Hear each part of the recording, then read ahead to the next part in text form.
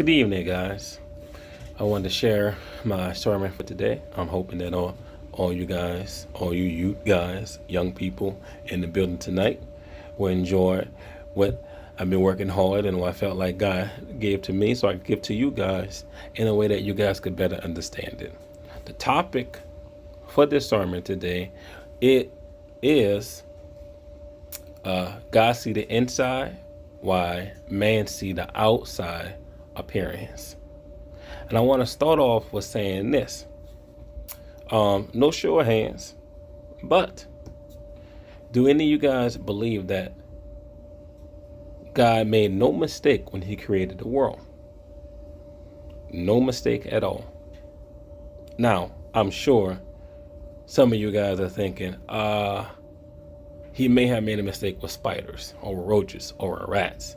But everything that he created, they have their purpose and they have their potential to do the things that they were created to do. Now, when I say that God made no mistake, I'm talking about you guys, you young people. God made no mistake when he made you guys. Now, some of you guys may go, I don't know about that, Pastor Tracy. Man, look at my nose. Look how big my nose is. Look at my ears. Look at my mouth. Man, I got big feet. I'm not tall enough. I'm too fat. I'm too chunky. Listen to me. God made no mistake. The world has told you that you have made a mistake, but that's what I told you the title. God see the inside. He know what he put inside of us. Man tell us exterior what is wrong with us. But God has created us with a purpose, with potential. In fact, he have given everything that we needed. Everything that we ever needed is already put in us, in our potential. But we have to learn how to walk in it. Okay. And I apologize for that. But what I would like to say is this. No shows of hands again. How many of us have done something that we're not proud of? I know.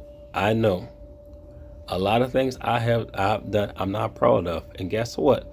You guys pressure pastors over here, the pastors that you guys love so much, Pastor Max and his wife, they made mistakes too that they wasn't proud of.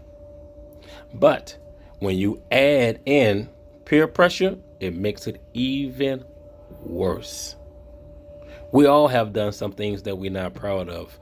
And it's mostly because of the people that we hang out with. They may tell us, hey, come do this, come do that. Why don't you try this with me? Why don't we go and do this? Or why don't we steal this? Or why don't we, go cuss her out, girl. She talking about your mama. Let's go cuss her out. Or boys, man, let's go do what we got to do because they're disrespecting us. And we all know that, wait, we shouldn't do this because we feel the situation can escalate more than what we expected to escalate. Or we just feel that it's not necessary. But we do it because we seek approval for these people. And we wind up doing things that we regret. And a lot of things is unnecessary. I would like to talk about. Joshua, why are you outside? Well, I'm doing a video right now, big boy. Why don't you continue? I'm gonna talk to you in a few minutes. I'd like to tell you guys about two Bible characters. One of them who succumbed to peer pressure and wound up losing everything because of it, and the other one who do not allow it peer pressure to hinder what he believed that God's called him to do, and he's able to tap into his potential. Okay, I want to start off first with just giving you a brief story, a brief summary of what I'm going to talk about, and then we're going to go into a Bible verse that I'm just gonna go over again. It's kind of difficult for me to go over it with. I got my laptop up for my to keep me on track. But we're just gonna go over this Bible story, and we're gonna pull apart certain things that these characters do that that's dynamic to all of us to do. Well, we're gonna start off with first of all, in the story, you had the Israelites, and the Israelites are is God's people. You see time and time in the Bible that God do all these things for these group of people, and He only asks them is to love Him, right, and follow Him. But like most people, they don't really get it. They hard-headed, like they don't really get it. So every generation they have a group of people that think that they know better. So they do things outside what God's called them, and there's a lot of consequences for it. But in this time, the Israelite people are living in a town, living in the area that God pretty much gave to them. And then God had a prophet, and a prophet is somebody that's pretty much is a walking text messenger, if you want to look at it that way. God tell him something, download him something, he goes tell the people in the community what God said, right? All right. So the people were they were looking around in the surrounding nations, right? And they was noticing in these surrounding nations that these people had kings. They had kings that the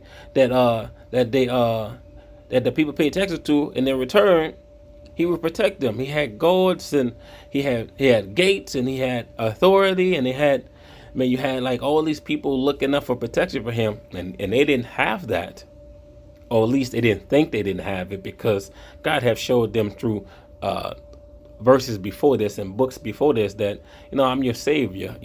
I want to be that king of all kings. But the people went to the prophet, who was at the time was named Samuel, and they told Samuel, "We want you to go tell God that we want a king."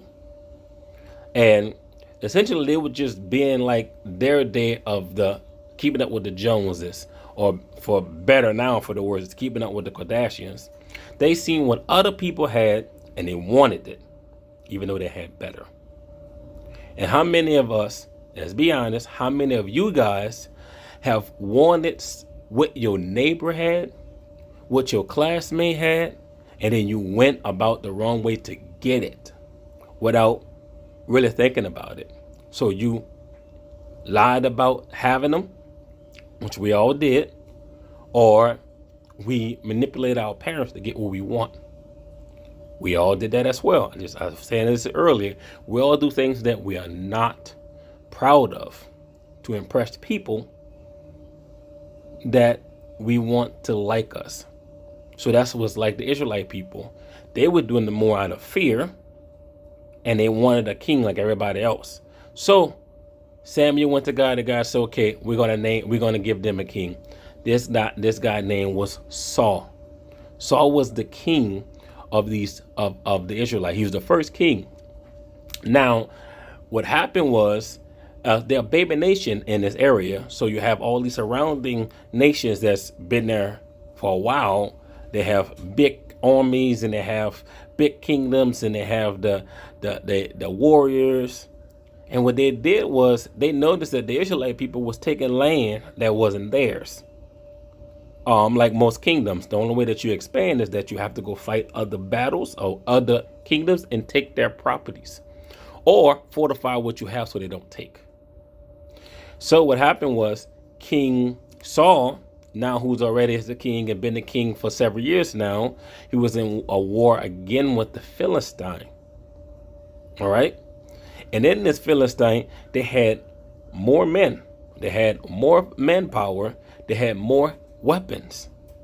And what happened was the people was getting scared. But Samuel told him, Samuel, the prophet of God, the guy who actually get a word from God and then give it to you, tells you what God is saying. And Samuel told him, "Listen, don't do anything for 7 days. 7 days, don't do anything. And when I arrive on the 7th day, we're going to give an offering to God, and then God gonna bless you. You're gonna beat these guys because it all look impossible. You're a baby. We're a baby nation. Like, how many people have done things that everybody was telling them that it was impossible to do? He's too big. You're not gonna be able to get around him. Talking about sports, you're not gonna be able to push past him. Or we're gonna talk about you're never gonna exceed this person. Been winning trophies since he was a little kid. All the things that seem impossible to man is not the same with God. All things is possible in God. All things are impossible when man is involved in it. All right. So what happened was Samuel told him, "Hey, 7 days don't do nothing, and when we come back, we're gonna send an offering to God, and then God gonna bless you. You're gonna beat these guys." So Saul, yes, I'm gonna follow you. What you call it? I'm gonna follow what you said. I'm gonna follow what you saying. I'm gonna listen to what God said. Samuel goes off. 7 days go on a seventh day. This time, Saul men are getting scared now because they're hearing the rumors that, hey man, the Philistine got some serious men. They got some serious manpower that's coming this way. So some of the people ran into caves, and they hid themselves in the crevice of the cage. Some of them went over rivers and go to small towns. They just started to scatter, and out of fear, Saul went and told the people, "Hey, we need to get together. Let's get our home together. But first, we got to get a blessing by God first." So he got the sacrificial lamb. At what they would do back in the days is take an animal of any kind and pretty much offer it to God. So that's what he would do. So what he did was, we're gonna do this and then we're gonna go to battle. Right after he did it, guess who shows up? Samuel showed up. Now, how many of us have done things in the past and they got caught red-handed after someone told us not to do it? Now, you all may be thinking, I experienced this, I experienced that more. But listen, I have small kids. And I always tell them, hey, don't do this. And guess what? Those busters always doing stuff. And sometimes I catch them red-handed.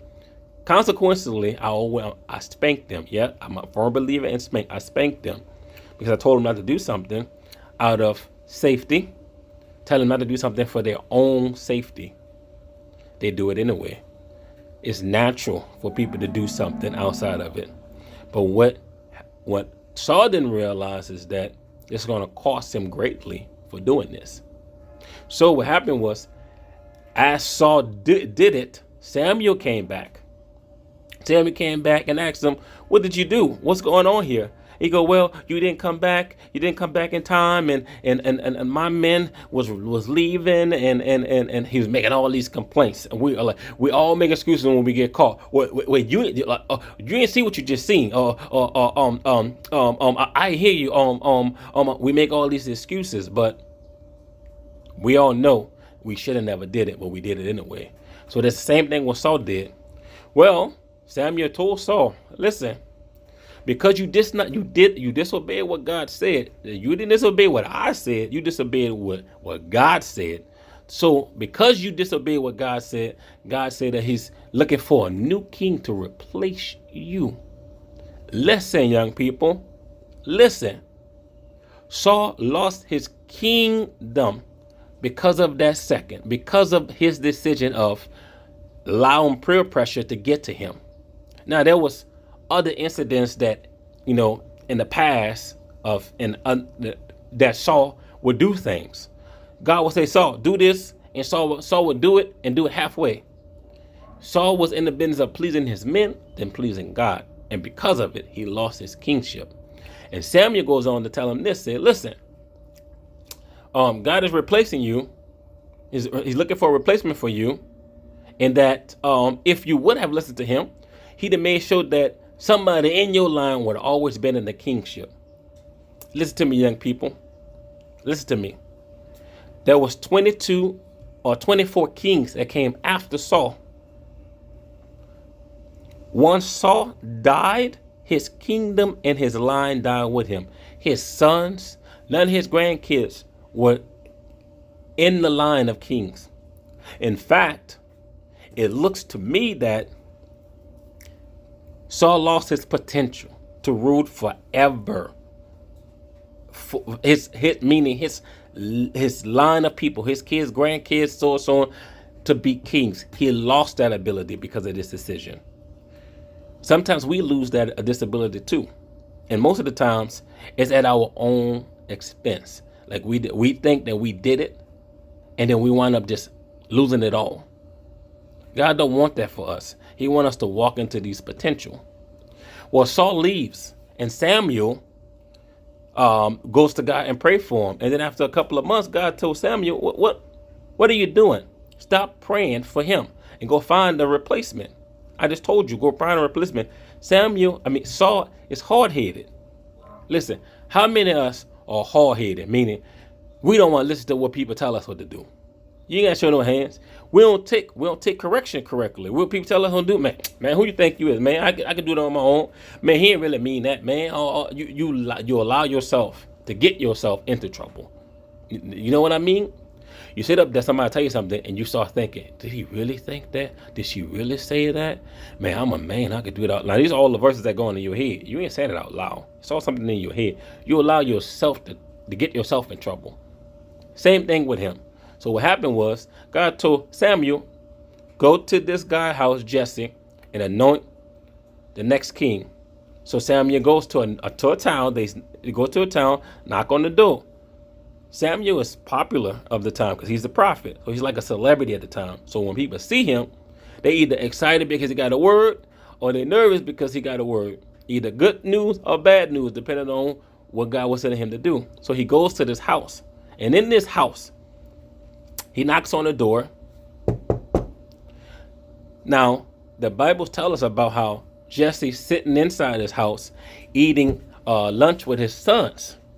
Now, God has told Samuel to go anoint the next king, but he didn't tell him that Samuel had 13 sons. So Samuel goes into the house, and Samuel looks, and he's like, oh, man, there's some boys in here, and there's some fine-looking young men. They could be some good kings, you know. People look at you, and they say, oh, man, he's good. He could be a good wide receiver. He could be a good linebacker. He could be a good defense end. Or he could be a good point guard. He got the skill. Same thing Samuel was doing to these young men, because God told him to go anoint the king. So once Samuel goes in and tell him what's going on, also tell him whatever stays here stays here, so we don't need to go on. He told Jesse, God's looking for a new king and one of your boys. So Samuel continues. Samuel goes in there and he go, okay, let's see what your boy's all about. Let's see what's going on here. Let's see. They some nice looking young men. Let's see what's going on. Okay. Stands up, and Samuel's like, oh, he's strong. He's tall. He's good. Like, he's fit. He's good. You know, he's good for the position. He good.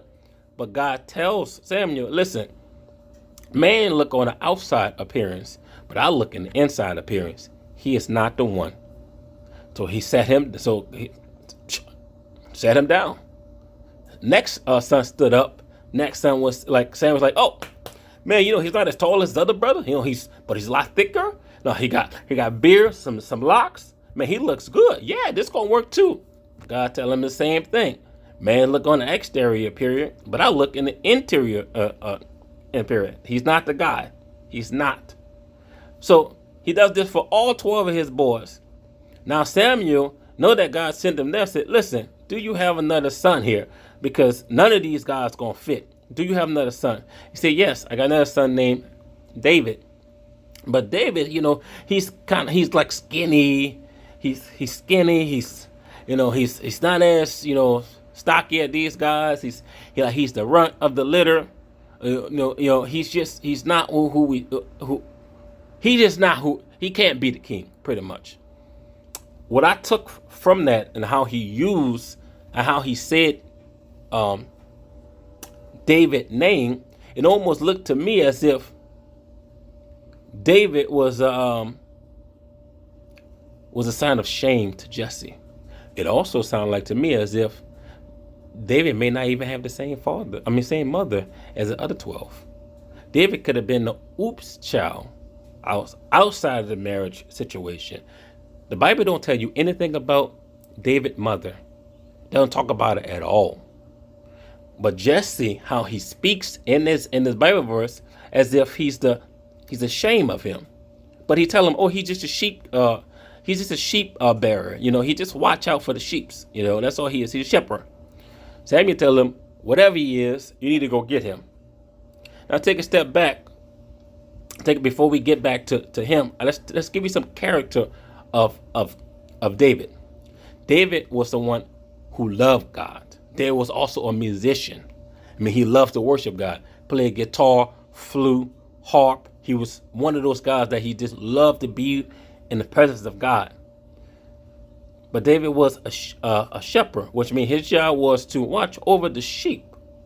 Now, David knew how important it was, because back then people would use sheep as currency.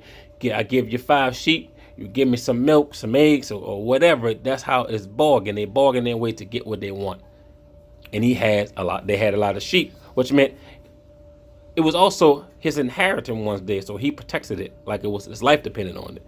One day, a bear comes and takes one of the sheeps and run away with it. David takes his sticks, go behind him, beats the bear to death to save that one sheep. Now, if it was me, if a bear came, man, you can have that lamb chop. I ain't running behind you for no sheep.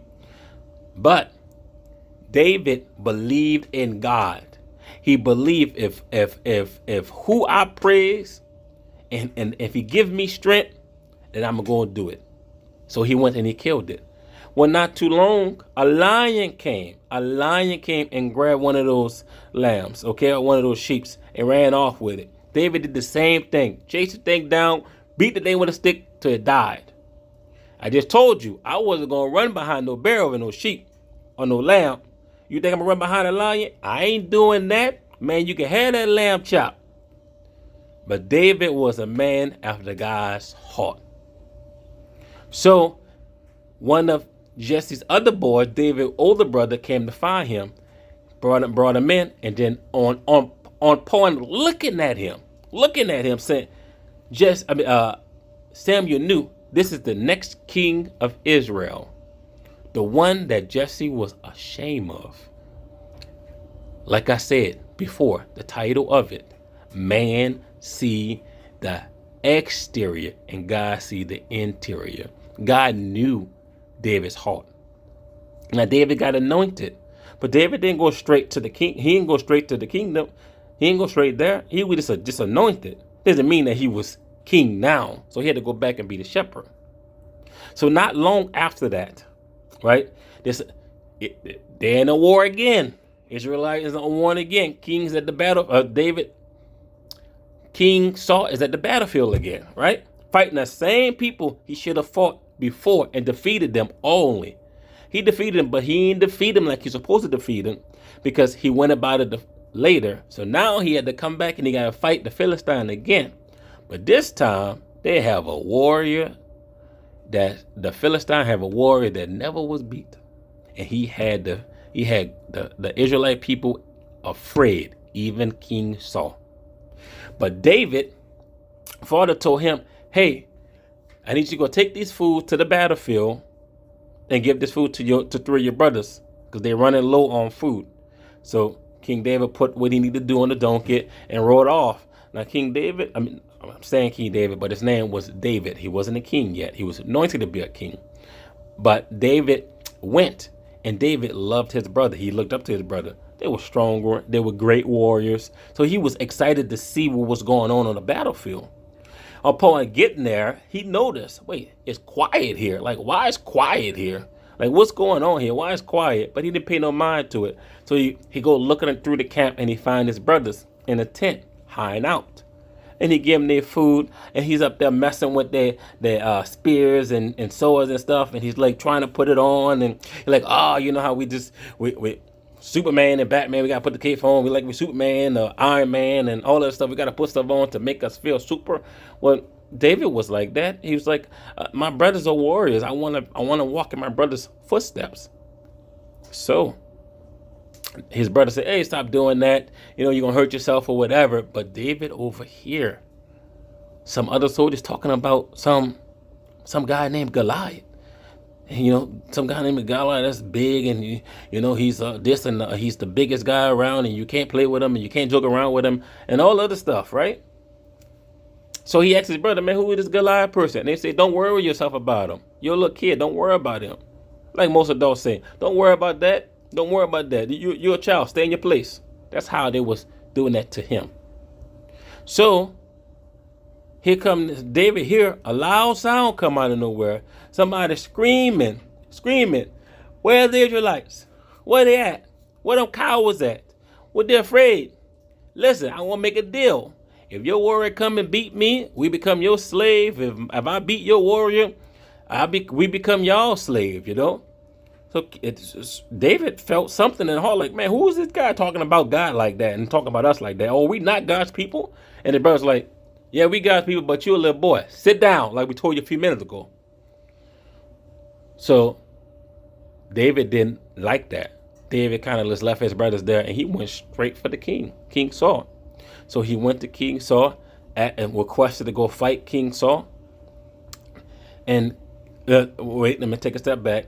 His brothers, by doing this to him, wanted to put fear in him about this giant, that they forgot to tell him that he was a giant.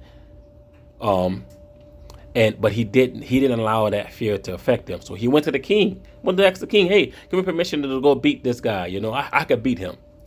And King Saul and all his generals was laughing at him and said, listen, Goliath been a warrior since his youth. He been killing people since his youth. You ain't got no chance of beating this guy. And King David said, listen, and I'm paraphrasing. No, I don't mean to be disrespectful, but listen to me. In my youth, I killed a lion and a bear because they was trying to take something that belonged to me and my family. And God gave me the strength to do that, so I did it. And God will deliver this filthy Philistine to me as well, if you give me permission. King Saul can see the anointed and can see that God is with him. And he said, okay, blessed be with you. But King Saul thought, oh man, let's put him on armor on first before we go out there. So King Saul give him his helmet, give him his armor, his sword. But the Bible tells you how King Saul was a tall man and was a built man. So none of that armor could fit David because he was the strongest one of all his brothers. He could barely walk. So he asked, hey, can I not use this? Like, I can't fight like this. I just need to get a rock and I have my slingshot and I could defeat him. And King Saul was like, okay, I bless you. Go about your way. But they had to give you the description. They give you the description of Goliath. The description is Goliath is 9 foot tall. Okay, 9 foot. I know it's hard for y'all to believe, but that's just take somebody in today's. Shaquille O'Neal. He's a giant to me, and he is 7 feet 3 inches. I want to say he's tall. Imagine somebody taller than that. Somebody the size of me trying to fight somebody like that, or Kevin Hart. Kevin Hart trying to fight Shaquille O'Neal. That's the concept. The height difference is ridiculous. Same concept, but they tell you that Goliath's sword was 7 foot long. His shield weighed about 1,000 pounds. His armor were about another 1,000 pounds. They said he was covered from head to toe with armor. You didn't see no flesh to slice or throw nothing at. Only way you can see is in his face. He had armor on. You can see around here and then coming down. Everything else was covered. So David go out with a slingshot. And here goes Goliath mocking Israelite people saying, who am I to send a child out here? This not a warrior. It's a little boy. He can't, no. Like what y'all too scared? Y'all too afraid to send men? So y'all send a boy with a stick? Like I'm a dog? So he started to mock them, but he also tried to put fear in David, and David did not like that. He did not let fear overcome him. So he told him, listen, just like the lion bear, God gonna hand you over to me. So he took this rock, put it in a slingshot, and he swings it like this. And he started running towards Goliath. And Goliath looking at him, laughing at him. David took it and slung that rock, that smooth rock, and hit Goliath right here. The only spot you can get him. No, actually, they say between the eyes. Hit him right here with that rock. Now, I don't know about you guys, but when I got hit with a rock, it hurt. It hurt. I even had like a little knot or something on the head, a little cartoon hickey that we used to say back in the days where I grew up at. So the second it hit Goliath here, the Bible said that his knees buckle. This big man, knees buckle. And everybody know, and whoever had to fight. I had many fights back in the days. Once people's knees start to buckle, you know, they're about to fall. I grew up with a saying, the bigger you are, the harder you fall. So, what you think happened? Man, Goliath, knees buckled, he started to fall like redwood, hit the ground. And I imagine by having all that weight on him, that he must have shook the ground, right? Now, David jumped on top of him, grabbed that sword, and cut his head off. Now, here you go. You got hills here. You have another hill here, and you got a valley here. Now, Goliath and David is here. Now, on this hillside is the Israelite people. Now, they are shocked, but shocked and happiness that David actually beat them. And you have the Philistine here that's shocked that their best warrior just died. So they ran off. And King Saul told them to go chase them off to beat them. The final beat, so we don't got to see them in the future. In that moment, David showed the Israelite people and the Philistine people his potential. And his potential was greater than anybody at that time because he trusted in God. Listen, young people, in closing, I want to tell you that like David, people are going to try to discourage you. They're going to try to doubt your potential. They're going to try to come to you and tell you that your kid, sit down, that